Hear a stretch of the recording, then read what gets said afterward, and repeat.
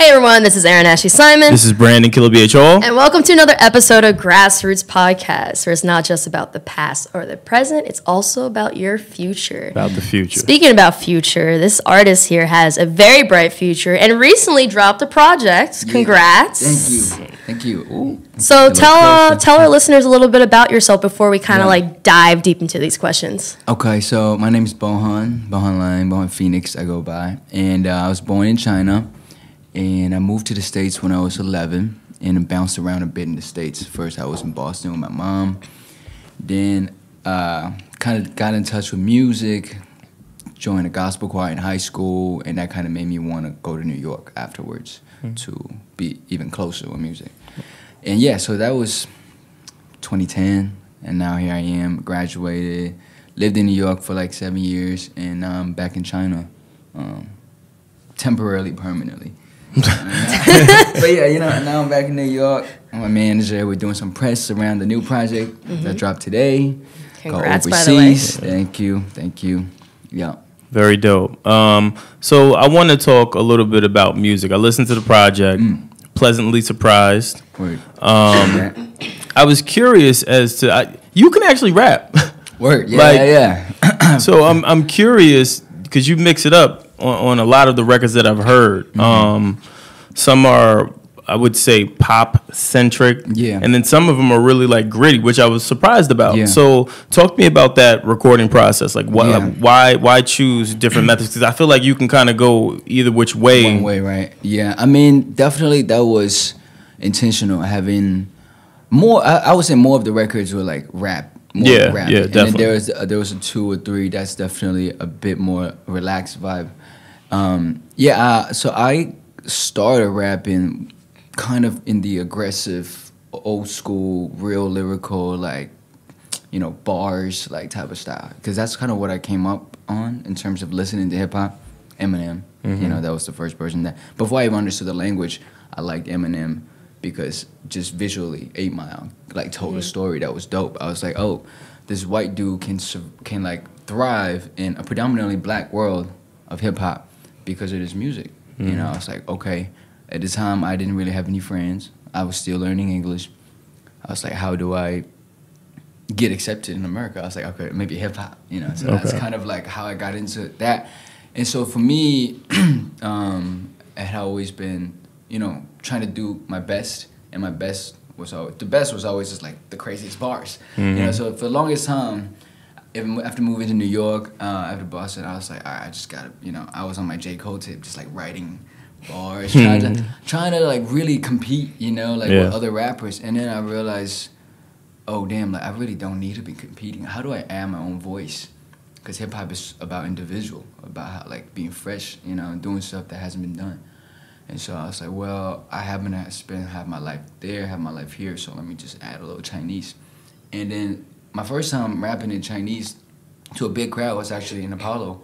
I did Amateur Night, and it was like a BET special with like Gladys Knight and like Dougie Fresh and all that. And I was rapping in Chinese, and I came off stage and people were like, yo, like, what was that, Japanese, Korean? Like, what was that? That was dope. I didn't understand what you said, but that was dope. You know, so that was why I started adding some Chinese into like part of my identity.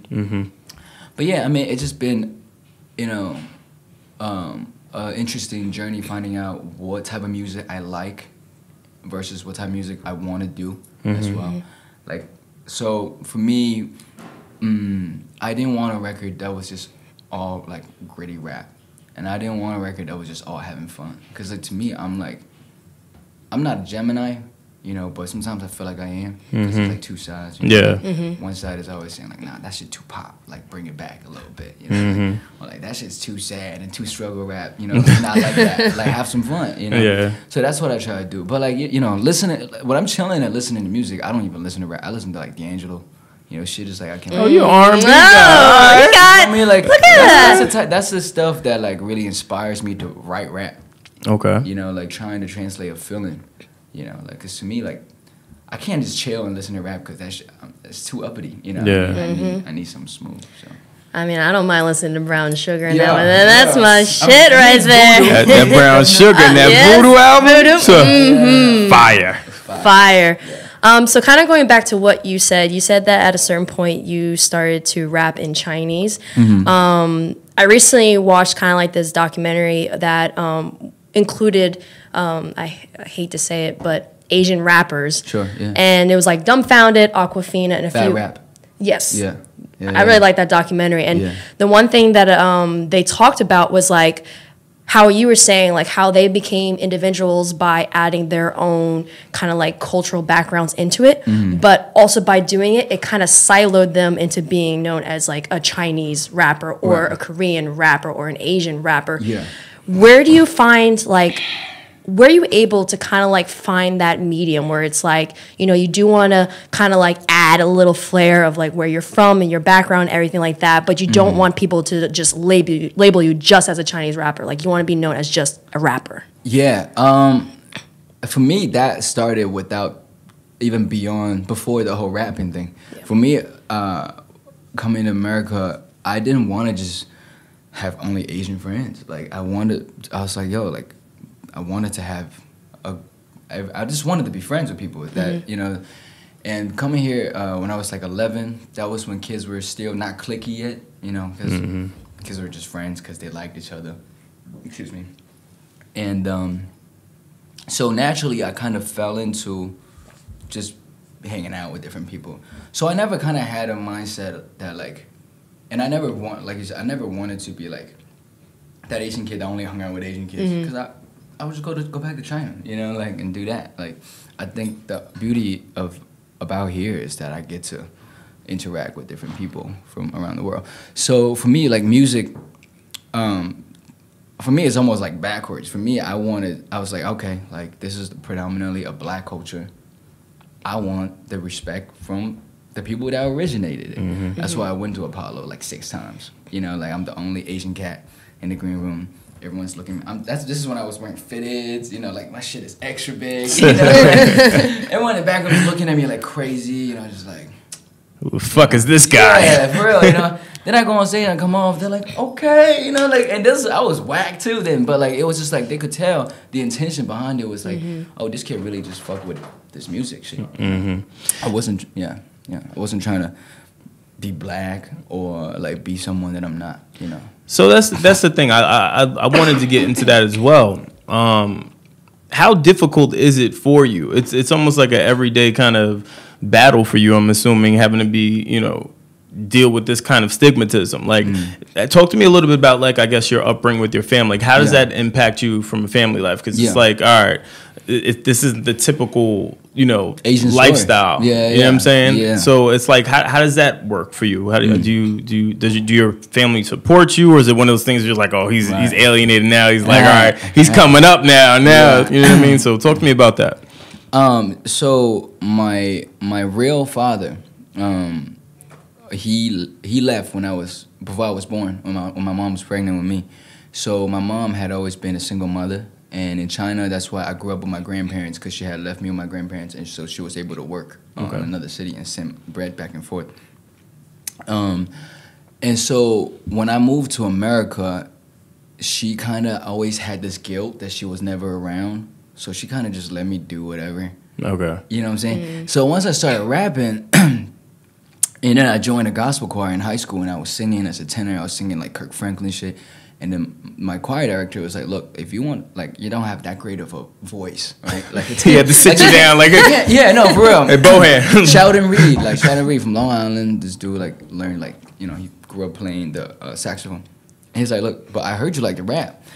If for every time we perform at school, like a school concert, you write a rap, and we back you on it, you know, then I'll let you join the choir. That's dope. I was like, okay, I never rapped on stage before, and I had long hair. Like right here, you know, I had long hair. And then I was like, okay, let me try this. And honestly, if it wasn't for that, I don't think I would have had like the courage afterwards to keep going with that, right? So after I joined a gospel choir, my mom was like, oh, okay, rap is also music. Because before it was just like black people stuff. To her, she didn't understand why her son would come from China into America and then just get infatuated with this black culture that she has no idea about, you know, like. And so after that, she's like, oh, okay, so it's music. Oh, got it, all right. Because she had never heard rap before in China. You know? So I went to New York, went to NYU, and the reason I went to NYU is because I wanted to like be like, look, mom, I'm in a good school. Now let me do what I gotta do. Yeah. You know? So I was in NYU, like not doing internships, just like doing music, other stuff. You know, you do in the city, right? As a kid, like. And then after I graduated, I couldn't get no job, even with the NYU degree, because I had no internship experience. I had nothing. You're going to all these jobs. They're like, what you been doing this last 4 years in the city? I'm like, oh, you know, I'm like an aspiring artist. You know, they're like, cool. Like, I actually went to this fucking interview 3 times, 3 rounds, right? And then the last round, they had 3 different managers. Yeah. And he looked at myself and said, oh, okay, like, you do music? Oh, like, rap something. Like, I rapped the whole verse, like, something. And he's like, yeah, nah, like, you know. Bro, you just got a free verse. Word. I ain't gonna lie, you gotta tax him. You gotta tax him. Yo, he's probably like a secret rapper. Yeah, word. He probably walking around spitting Bohan bars, man. Nah, man. That's crazy. And then so after that, I just got really committed to music. I was like, fuck it, if I can get a job, like I actually like music, so like this kind of works out. Like I'm gonna do what I want to do, and she never openly went against it. And to me, that was her biggest support. Yeah. Like, she didn't know how to support it, even if she wanted to. Like, you know, what's she going to do? Give me money to go buy a mic on studio time? You know what I mean? Like, but so family in China is a different story. To them, like, this is like a whole nother thing. You know, like, to them, they have no idea what I'm doing. Like, they're like, what are you doing with your life? I'm like, I'm rapping. They're like, what's that? You know, like, so I try to break it down to them. But the only thing really they really care about is the fact that I'm able to be independent. I can pay my own bills. That's it. Like, they're like, oh, you can do that with rapping? I was like, yeah. They're like, okay, cool, that's cool. You know, that's great. You know, like, so, and you know, that's the support side for my family. And it goes going back to you say about every day being a uphill battle or struggle. I feel like that should be every artist's experience, whether you're black, white, Asian or not. Like, you're supposed to be fighting to make better shit. You know, like, so the fact that I'm Chinese, man, like, people I just gotta wait on individual basis. Like, for example, you said you listen to my songs and you're like, oh, I'm actually kind of like surprised. Like, you know, like that's the effect I want. I just want people to listen to it. It's like, oh, this, you know. Well, that was the thing. I'm listening to the music on the way here, and I hear you rap, and I'm like, oh shit, he can rap. And then I hear you speaking another language, so I'm like, I don't know what he's saying, but it's fire, I think. I didn't know. But it sounded good. You know what I'm saying? It sounded good sonically. And then I can tell you're meticulous too, from an artist perspective. You're very, very meticulous as far as like your sounds, your delivery, and even up until the point where the records that you're picking. I see what you did there on your project. I see what you did there. Like, I do try and curate it. I do try and curate like a style or sound. I mean, just so many people doing it today. You know, and so many people working harder than me. You know, I just want to make sure everything I'm doing is 100% to like what my ability. Okay. You know. So, as someone who has experience in hip hop, not only here but also over in China, do you feel like the Asian artistry within hip hop is starting to become more recognized now in the U.S.? Kind of like how it's taken some time for like Latin music to kind of catch its wave, and now like everyone's obsessed with Despacito and everything like that. Do you feel like now with like yourself and people like Higher Brothers and others, like do you feel like it's starting to now pick up and like its wave here in the U.S.? Yeah, definitely. I don't know the reason behind it. I guess, you know, there's so many factors. I think America had always been fascinated with Asian culture. You know, leaving Japanese anime and all that stuff aside, Wu-Tang were the first Asian rappers to me. You feel me? Like, Agreed. They were the first ones. Like, they put in mad Asian samples, using mad Asian references that I had to look up after hearing that. That's crazy. You feel me? Like, coming to America, I was like 12, 13, like getting into Eminem, then who he's listening to, Pac and shit, and then finding out about everyone else. And I'm like, and I'm listening to like Killabh, Wu-Tang Killabh, all this stuff. You know, like I had to really look it up, 36 Chimbas. Then I watched all that movie Post, knowing about, you know. So I think now it's just, I guess it's timing. Like, for example, I'm a friend with Jin as well. And Jin fucking was doing crazy shit in 2004. But I don't think, whether it was because he was too gangster with Rough Riders, and like America just wasn't ready for an Asian rapper, let alone like an Asian gangster rapper. But yeah, I think everything has timing. Like you said, Latino music is I mean, Despacito has the most views on YouTube right now. You know, like 4.8 billion. Like, that's Jesus Christ, crazy. You know, like, so. But I still don't know if America is ready for like a cool male Asian figure yet. That's outside of like kung fu. You know, like for example, like Rich Brian, right? Rich Sugar, he's still like someone we can kind of like laugh at instead of laugh with. It's like, oh, he's funny cat, you know, like. But like, when are they gonna be ready for like an alpha male like Asian figure? Is still up in the air, like to me. Yeah. You know?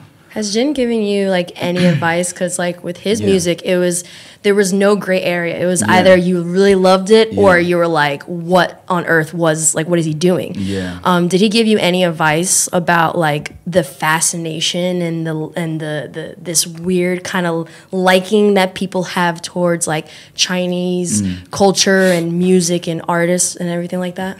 Jin was always mad humble when we like would get together and talk, and he never openly gave me any advice in that sense. But he would tell me stories about his own career, and it would be very obvious, like the lessons that I'm supposed to take from it. For example, he's saying he came at the first deal that was offered to him after he blew up off like the Freestyle Fridays, and X came with him with the record, and he was like, "Yo, I'm signing it right now." He's like, I wish I had waited. I wish I had waited, gotten better at what I did, known more about songwriting and all that before signing like a 3-album deal. You know, and try to make records. I was just a freestyler. So like stuff like that just teaches me like about patience. You know, like maybe you're onto something that people are not ready yet, or people want you to be doing something for their purpose, but you're not ready to commit to that yet. You know, he said he just thought like he was indirectly taken advantage of, but it was his own fault because he let himself. It was ignorance of the business. Yeah. So speaking about like stuff like that, when you look at a lot of his accomplishments, because he accomplished a lot, and he's one of the people again I put up there is breaking out culturally and really trying to change the view of the rapper per se. What are some of the things that you've kind of picked up on outside of the business aspect? What are certain things that you've picked up on where you said, all right, he's done that, I can do it, but I want to do it just a tad bit differently outside of just lyrically and from a I guess, performance aspect? Yeah. One thing goes back to what you're saying. He was still kind of focusing on the Asian audience. You know, like the first song being Learn Chinese. Like really sticking the Chinese thing in people's face. You know, like to me, I found that to be both sometimes beneficial because people can't avoid it, you know, because you're like blasting it in people's face. And other times it becomes very deterrent. Like people are like, yo, like, all right, like we get it. We see your face. You know, you don't have to keep talking about it. You know what I'm saying? Like, so, and then another thing, I think the reason we all talk about Jin still is because he was actually nice with it. Yeah, well, yeah. That's what I'm saying. So another thing I learned about from him outside of the business, regarding outside business, was just like be good at your shit. Be about your business. You know, if you see you're a rapper, like you can have songs that's like all fun and stuff, but if someone's about to like, yo, can you spit? You better be able to like spit like something. You know what I mean? Like, so you feel confident walking around. You know what I mean? So you don't feel like, oh man, like one of these days, like somebody's gonna test me and I'm not gonna be able to do that, you know? Then you can't be yourself, you know? So yeah. Like actually in the song Party No More, I had a line about Jin. I was like, 5 at a time, yeah. I'm turning down. I can't help it. I think God made me shot pies with me. Jin tried to do it back in 03 with Double Law, but he couldn't rhyme in Chinese. But shout out because he made a lane for Lil Meat. And even made a song for my OG. Because we ended up making a song for my mom. That's fire. That's fire. That's fire. Thanks. So my thing is this. I guess sound-wise, you're kind of like trap rapper. Why go trap if you really can write records? Because I heard the bars. I dissected them. I listened. I was like, that's what I said. I was like, I'm surprised. Why go trap, though? Trap, this is... well, I'll just answer your question real fast. So I'm going with trap on this record mainly because, so like we say dope now, you know, like but we used to say, yo, that was sick. We're using two different words to say the same thing, and I believe boom bap and trap is just two different types of ways to speak the same language. But I just think too many people do trap too similarly. You know, like I think the flow, the way it's broken up, the way it's delivered one bar at a time. If you're saying something different than like party and get bitches, fuck shit, all that, like you can actually absorb a lot. Because one of the things about one of the things about the old school, the flow, you know, pattern is that it's a different type of engagement. You're way more engaged with the flow the whole time. Whereas like trap, you kind of get like a little break, and then you hear the music more. You know, so it's just the preference of flow right now for me to tell the stories I want to tell. And but previously I had this EP called Love Love EP, and the entire tape was all live instrumentals. My boy had did it, you know, mad swingy, super funky. The flow was all, you know, different. You know, I just want to be able to make different stuff now, so in the future I'm not scared to make different stuff than like, for example, what my last EP sounded like, or project sounded like. So I'm like, this one I gotta sound kind of similar or whatever, you know.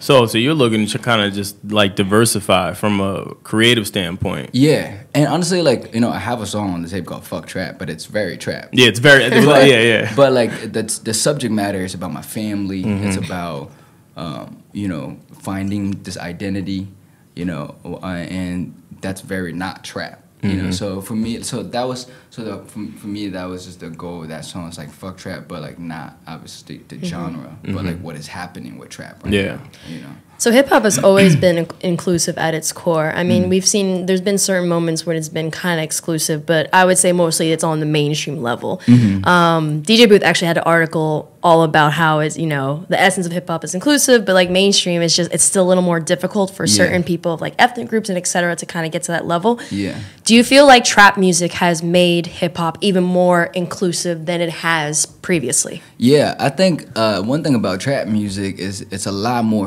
body feeling, you know, like, so I feel like that's why like dabs and all that shit came into it, because you can really coordinate your body to move with it, the way the flow and all that works. So, you know, to me, like Uzi, all these cats, it's pretty punk.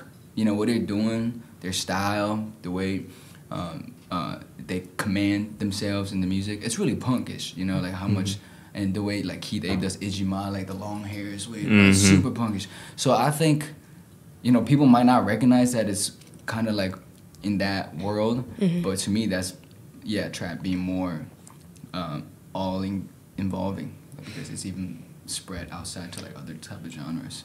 And I mean, and like the artists you said, like obviously it's spreading and it's continuing to spread, and now it's kind of like cross-pollinating where you have artists that kind of do trap sounds and over in Asia and other countries are mixing also with and doing features with artists over here. Now the thing is that you mentioned how over in China there's censorship.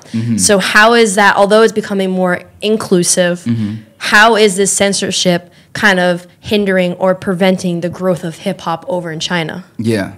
So China has always been known to kind of restrict your quote-unquote freedom of speech, right? But what I have found in the last 4 or 5 years of going back and forth, America says they give you the freedom of speech, but if you say some shit that's a little sensitive or whatever the government don't like, they'll come to your door and fuck your whole shit up. You know, like in America, you got freedom of speech, but like, you know what I'm saying? Like, but you don't really, though. You know, right?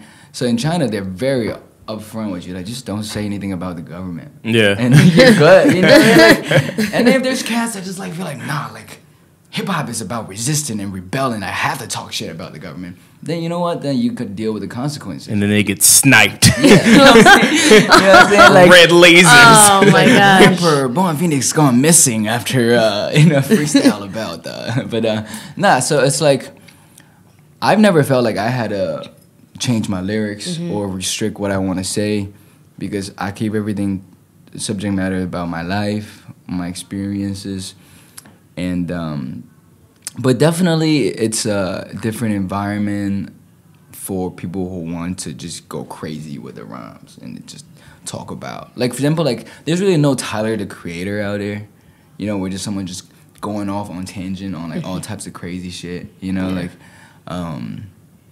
so yeah, I mean, the censorship definitely exists, but if you're smart, like you kind of just go around it and talk about something unique, you know, because the stuff you can't talk about is guns, killing, like bitches and all this, but this is all like Western rappers I lived and talked about. If you're in China, you're not living that life. Trust me, in China, you're not getting no guns. You're not fucking no big booty hoes from the strip club. The strip club don't exist, you know?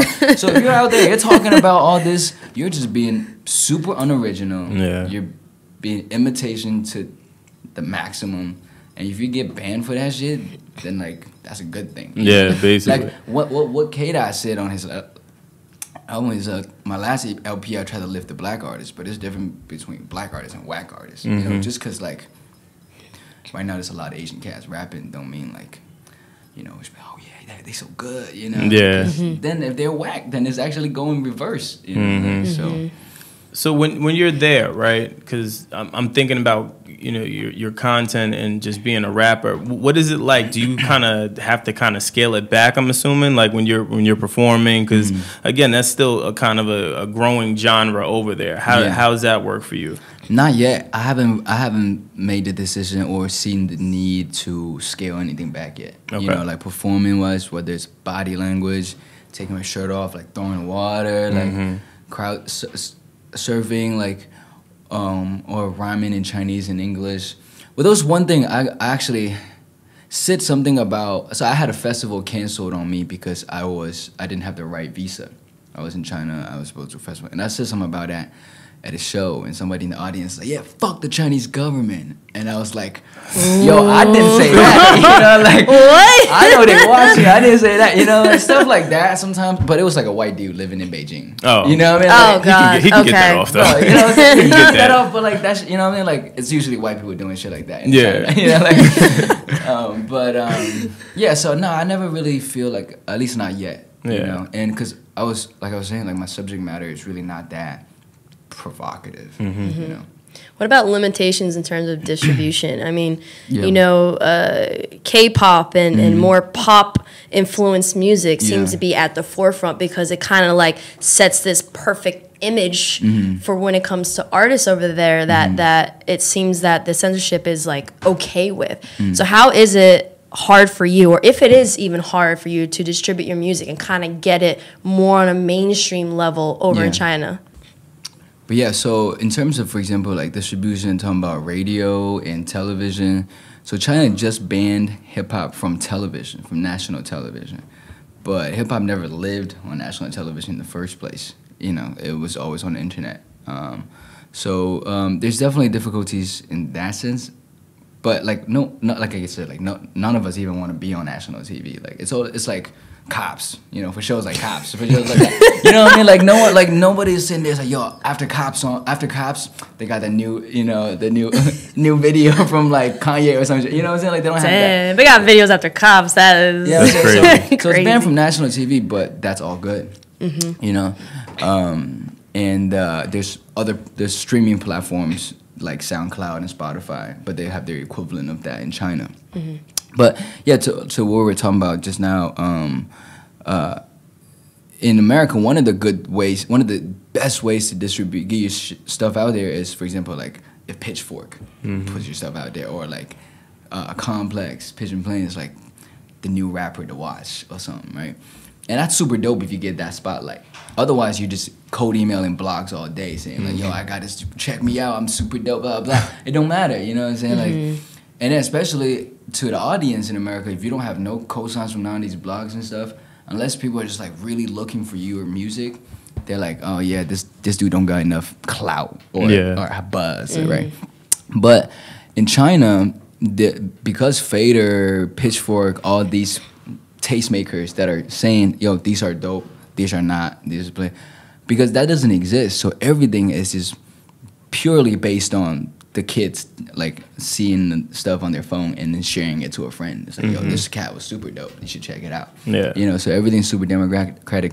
And that's why sometimes the whack shit gets filtered out. It doesn't actually make it. You know, like over here, like if you have a good PR, you have a good relationship, a blog will cover your stuff, you know. But over there, there's no such thing. It's all democratic, you know, like, so you could actually you could have no clout, you know, or buzz, put out a dope song, and next thing you know, like, every kid in China knows your shit, and you have no idea and there's no way to see that. There's no, like, you know, you can't be like going somewhere and be like, oh yeah, there's like the 10 million streams right there, you know, people just like find out about your stuff. Like, we sold out our show in Shanghai for New Year's Eve, but we had no idea until, like, we, like, the day before, I was like, yo, oh, by the way, like, it's sold out. And we're like, damn, like, on Weibo, like, the Chinese version of the Instagram, I only had, like, 60 likes on the post, you know? Like, I had no idea, you know, so. Shit, I'm feeling like if you can make it in China, you can make it everywhere. I mean, you know, fuck New York. It's definitely, the market is big enough that you can go there, and if you're even half decent about your work ethic, you can, like, really do some work out there. Yeah. So it's pretty much like the U.S. is like the gatekeeper, essentially. I mean, but that's the thing. Like, everybody in China wants to come to, like, hire. Their whole goal is, yo, we want to go to America. You know, like, we want, you know, it's like, to China, like, unless, like, right now, maybe it's starting to change a little bit, right? But, like, Chinese people have this habit or what have you. If the stuff is validated by America, then it's better. Then it's okay. Then it's cool. You know what I'm saying? Okay. Like hiring when they switched from boom bap to trap, because they were in a bigger group called Chengdu Rap House, and then they became Higher Brothers because they're the younger cats, and they're like, all right, let's switch it up. They got all types of criticism from their fans, you know. It's like, damn, you guys look like Ray Shermer now. Like, you know, the dreads. you guys, we can't understand what you're saying. You know, like, what, you know. And then I had met them, introduced them to 88 Rising. You know, they started working with 88 Rising. 88 started putting American faces onto their stuff. And then all those people talking shit before, like, we knew Higher, we're going to go global, you know, like, international, worldwide stuff. Like, yeah, Higher, you know. So it's like, you know, even though America, like you said, is the gatekeeper, like, and it's so hard to get in here, that's why it's still, like, if you make it in America's industry, all the rest of the world would be like, you know, on your shit. Yeah. So what's in the future for you? Yeah. You put out a dope project. You got all this creativity out. What is the next thing we'll hear from you as far as, like, where's your creative direction? Man, like, to me, one of my friends and mentors, this producer named Howie Lee, we had done a lot of music in the past.